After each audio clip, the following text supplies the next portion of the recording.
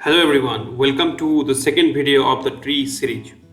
So here what we will discuss is first what is the structure of binary tree, how we can make a binary tree using coding, and then second thing is tree applications. We will see like what are the applications we can solve using tree data structure.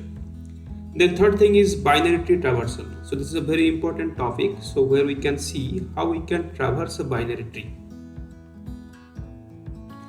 So structure of a binary tree means if this is my binary tree, how we can represent this binary tree using our coding. So maybe any language, Java, Python or JavaScript. So how we can define this binary tree in a coding. So each and every node, if we look carefully, it contains a number, that is an integer, or maybe it can contain a string also. So this part, like this string or integer, is known as the data of that node. And apart from the data, what other information it has? It has the information what is its left child and what is its right child. So if we have to define a node, then first thing we have to consider is the data part. Then we have to give the information about the left child and the right child. So this all three together will form a node. Now if we next see, if we have to consider this another left child, there also it will have a data and information about the left node and the right node, and it will go on. So in this example, if you see, compare with this binary tree, then this is actually 2, then this is actually 3, and this is 5, 3, 5. And left side of 3, it will contain 4. And if we see here, for 5's left and right, it will be null and null, because there is no left and right for it. And other part I have not shown, that we also can draw.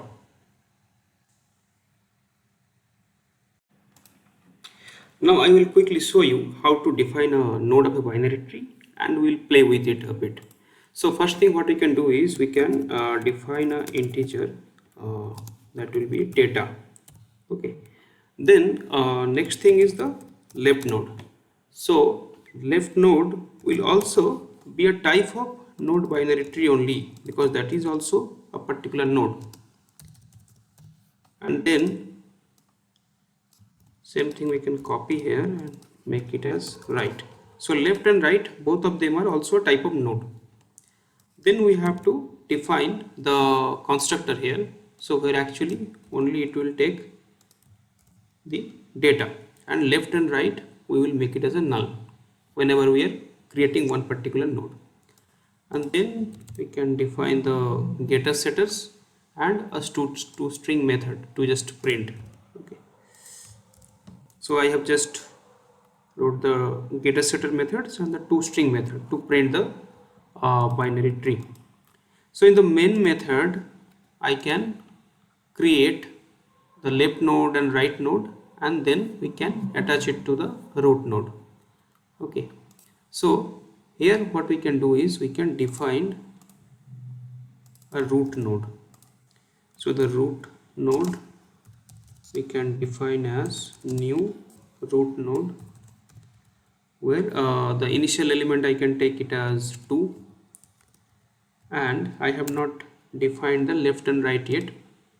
So similar way we will create the left and the right also, left and right. So left value I can give it as 1 and the right value as 3. Then root dot set left, I can say the left, and root dot set right, there we can mention it as a right.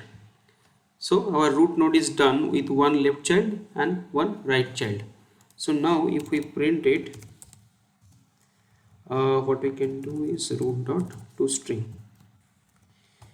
So if we run it, yeah, what we can see is this is the root node with data 2, and the left node is 1 and the right node is 3. That's it. So if we want to make a complex tree structure, then we can keep on adding those things. Now we will talk about few tree related applications. So where and all we can use tree. So tree is used for file compression, so like specifically using Huffman coding algorithm. So when this video will come, we will explain it more. Next thing is binary search tree or BS tree helps in searching insertion deletion on a collection of item in O log n average time. So this is also very useful. Then for storing hierarchical data like folder structure or any organization chart, there also we can use tree. Next thing is in heap is a binary, not binary, heap is a tree based data structure which is implemented using arrays and used to implement priority queues. So I have a full series of heap where I have explained each and everything. You can go and check that thing. So the link will be given in the I button. Then minimum spanning tree or MST needs for finding shortest path in a graph. So minimum spanning tree means in a weighted graph, if we have to traverse between all its nodes, then what will be the shortest path we can take, or the total weight of the path will be less. So I also have a video about MST. I will give you the description box or in the I icon.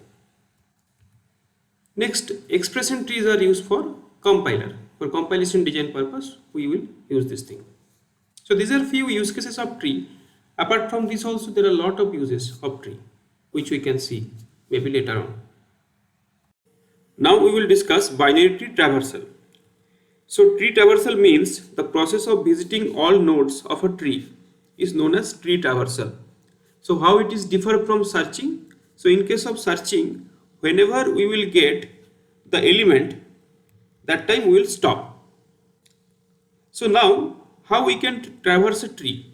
So do we have to follow any guidelines? Yes. Otherwise what will happen is we will haphazardly search and we will not get all the nodes traversed.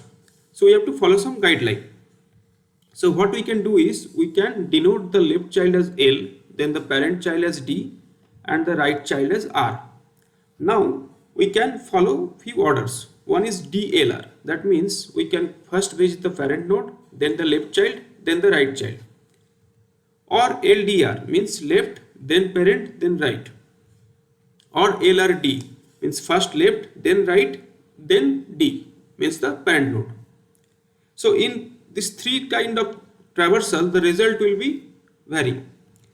So in case of DLR, we have to visit the parent node first, then the left, and when we will reach here we will apply DLR again. That means parent node will be printed, then left, then right, and after coming back we have to go to right, and there also we have to follow the DLR, means 3, then 6, then 7. In case of LDR, it will be first you have to go left, then from here you have to start 4, then 2, then 5, then you have to come back to 1, then you have to come here, then apply LDR here, then 6, 3, 7. So this is the result. In case of LRD, we have to go to left, then we have to go to right, 4, 5, 2, then we have to apply R here, that means we have to come to the right side, then we have to apply LRD 6, 7, 3, and at last we have to print the D, means the root node. So the order will be 4, 5, 2, 6, 7, 3, 1. So if it is confusing, always remember in each and every node when we are traversing, we have to follow LDR or LRD. So in case of LDR, when we were in root node, that time we followed LDR, means we have to go to left. When we came to 2, that time also we have to follow LDR, then we have to go to left. There is no left anymore, so that time we will just print L.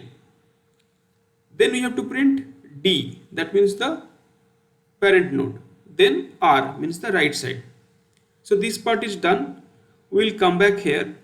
So this left part is done, then D means 1 we have to print, then right we have to go. So after going to right, we have to again follow LDR.